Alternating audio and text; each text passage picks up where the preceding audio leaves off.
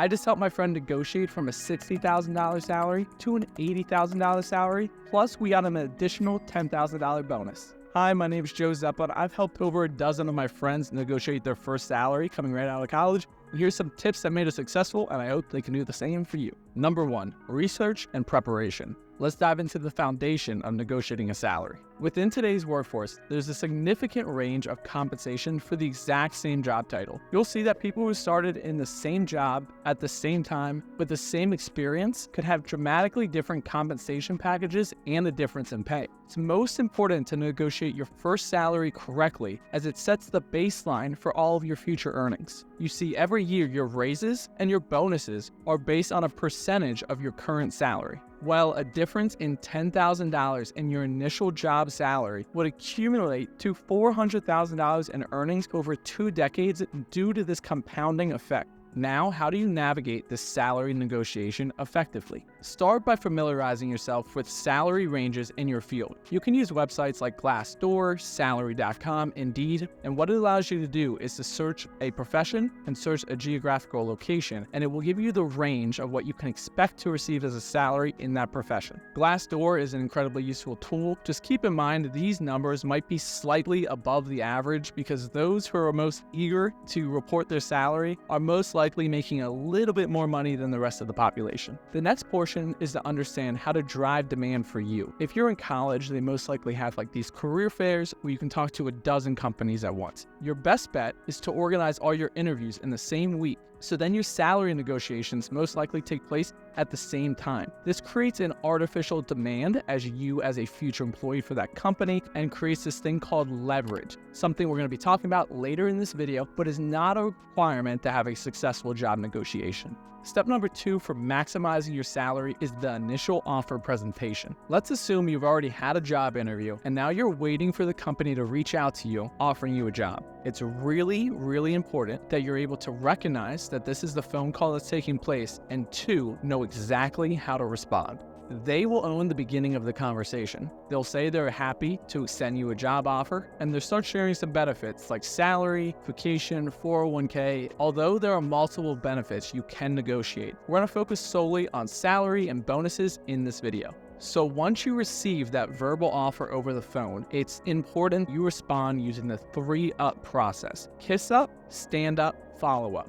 First, kiss up. Now, this is a figure of speech, but essentially you want to thank the company for offering you a job. This can be something as simple as, first, I want to say thank you for the job offer. I truly like company ABC. Second, stand up. It's important you're representing yourself as someone who doesn't need this job. If you need them more than they need you, you lose all your leverage in salary negotiation. So the stand-up process is to share that you are looking for an opportunity that is mutually beneficial. Mutually is the key word here. I like to phrase this as, I think working together would be a great match, and I'm looking for an outcome that would be mutually beneficial. This lets the company know that you're interested in their offer, but you do have some contingencies to make sure it's worth your while. Third, follow up. Companies don't expect you to give them an answer on that phone call. It's a life-changing decision. Most companies allow 1 week to accept, reject, or counter the offer. Taking time not only allows you to think the offer letter over, but it allows you to slowly collect multiple job offers during this week time frame. I would phrase your response as, I would like some time to think the offer letter over. When do you need to know by? They will give you a date, you end the call, and now you're going to move on to step 3, your first counter offer. Congratulations on receiving your first job offer. Now it's time to craft your first big counter offer using the tool I call the 3 big R's: review, revise, return. Reviewing the salary entails seeing where that offer landed on that Glassdoor range. Which brings us to our second R, revising the salary. I'm a firm believer that you should never share an exact amount of what you're looking for. So let's say your salary is the initial offer is $55,000. You should share that you're looking for a salary in the mid-60s. The reason the mid-60s works a little better is you're more likely to receive some sort of counteroffer from that company. If the company has a max salary that they're willing to pay you, there's more of a chance that that salary falls within that range. Now, in order to negotiate a higher salary, you're going to have some bullet points on why you're worth a higher salary. What can you offer? Did you do any internships, or do you have a job experience? What about professional certifications or LinkedIn learning videos? Do you have things that separate you from the pack?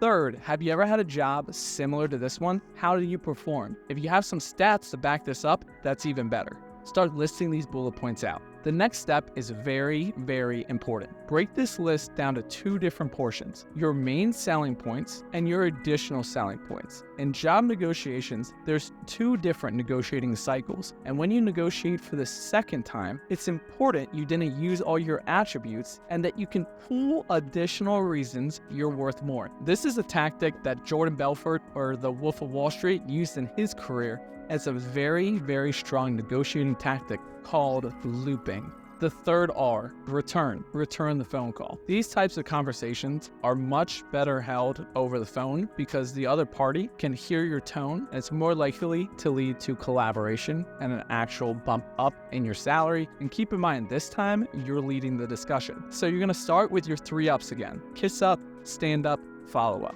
I would frame the conversation like this: I want to thank you again for the opportunity. I really like company ABC. I think working together would be really nice, and I'm looking for an outcome that's mutually beneficial. That being said, I believe a salary in the mid-60 range is a better justification for the value I believe I'm worth. Next, you can continue by throwing in some of your bullet points. The company you're talking to, their goal is to make sure that they get an exact number out of you. So this mid-60 range is most likely going to have some questions, and this is what we want. A common recruiter response would be, I completely understand you're a valuable talent and we'd love to have you on our team. I think there's a little bit of wiggle room here. When you say mid-60s, are you looking for 62? 67, what are you looking for? Do not give them a number. Respond with this: yes, that's true. I'm looking for a salary in the mid-60s. The reason I say the mid-60s are most of the offers I'm receiving right now are in the mid-60s. And although I love this company the most, and I'm most interested in working with y'all, a salary in the $50,000 range does not match the other offers I'm receiving. So I'm truly looking for something that's in the mid-60s, and that would really increase the chances of me signing and joining your company. Now, it's important you don't threaten them with your other offers, but I think if you say it from a transparency view of saying, hey, I really want to work with you, unfortunately, your number doesn't match the number I'm receiving from these other companies, but if we can get it there, I'd love to work with you. What do you think? You're way more likely to get a positive, beneficial reaction from that company. And now the leverage has started to change. You're the hot commodity, and they have to start selling you. Like before, they're not going to be able to give you an update right on the phone there. The hiring manager and the recruiter and HR, they all have to agree on this number. So they're going to say, I think there's room for improvement. We like to have you on the team. Let me talk with the team, and I'll get back to you shortly. You say thank you. They say thank you. You look forward to talking soon, and you get off the phone. Step 4, the second offer and looping for a bonus. In the second round of negotiation, you're going to receive an updated counteroffer from the company, and we're also going to use the additional bullet points that you set out to use the power of looping to get some type of bonus. Now, there's 2 different types of bonuses in these businesses and organizations. There is a initial starting bonus or an annual bonus. Now, a starting bonus is a lump sum amount you get from joining a company. Annual bonus is something you get like every December, like a Christmas bonus. Every year, you get the same bonus over and over and over. Often, it's a percentage of your salary. Now, keep in mind, an annual bonus is much better than a starting bonus, because a starting bonus you only get once, and an annual bonus you get every single year. And that's what we're going to talk about in this step. So the phone rings, and it's this company, and they're going to offer you your second job salary. So it might go along the lines of, we understand $55,000 was a little low for you joining the team. We've increased the salary to $64,000. We really want you on the team. What do you think? Now, you have a couple of options, right? You can take the job and take the new salary and be happy with the salary negotiation that you did, or you can use the power of looping for one more attempt to get a bonus for joining the company. Again, you're going to respond using the 3 ups: kiss up, stand up, follow-up. So the conversation can go by, I'm excited that you were able to bring a higher salary to the table. I'm really excited for the opportunity to join the company. My only hesitation is most of the industry jobs that I'm hearing back for are offering some type of annual bonus or some even starting bonuses for joining the organization. So although this is my favorite company and I'm ready to sign today, that bonus structure that they're offering is my biggest hesitation. Does company ABC offer an annual bonus, or what does that look like? And like before, the company isn't going to be able to give you that answer right on the phone. Step 5, final offer and acceptance. Now, as you wait, 2 different things could happen. One is they could come back and say they're not going to negotiate, and this is the best offer, and you have to decide whether it's worth it for you to take that offer. I would highly recommend knowing what you're willing to take before getting on that phone call, and if it meets that expectation, take it. If not, don't take it. The second way they come back is they do raise your salary. So when that phone call comes back and you accept that job, you have to own it like the world is ending. You did all this hard work to negotiate. They're going to expect results, and you have to deliver results well beyond their expectation. There's 2 skill sets you need to have these type of conversations. One is confidence, and one is knowing what you want to do with your life. I have 2 videos right here on both of those. If you found this video valuable, please like and subscribe. It really helps me out, and good luck in your negotiations.